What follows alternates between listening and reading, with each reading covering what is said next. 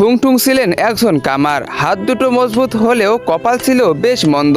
কামার হওয়ার পাশাপাশি ঠুংঠুং ছিল একজন মদারু। সারাদিন লোহা পিটুনের পর সন্ধ্যা হতেই আজ্জু ভাইয়ের মদের দোকানে যেতেন এবং এক বোতল মদ কিনতেন। তারপর নেশায় বুধ হয়ে টলতে টলতে বাড়ির দিকে রওনা হতেন। আর এই দিকে তার বাড়িতে তার স্ত্রী এবং ছেলে তার জন্য অপেক্ষা করে থাকতো। ঠুংঠুং মদারু হলেও কিপটে বা বেইমান ছিল না। তিনি তার পরিবারকে জান প্রাণ দিয়ে ভালোবাসতেন। তাদের ছাড়া তার পৃথিবী ছিল অপূর্ণ।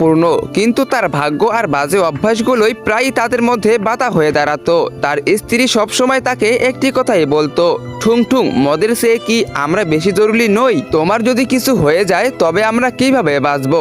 আসল কথা হলো ঠুংঠুংকেও একটা ভয় তাড়া করে বেড়াতো।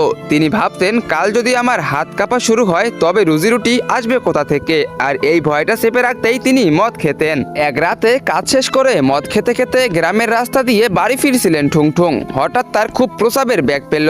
তিনি দ্রুত আস্তার ধারে একটি গাছের আড়ালে দাঁড়িয়ে হালকা হতে লাগলেন। ঠিক তখনই অন্ধকার থেকে এক অদ্ভুত আওয়াজ ভেসে এলো। ভয়ে ঠুংঠুংয়ের প্রসাব মাঝখানেই আটকে গেল।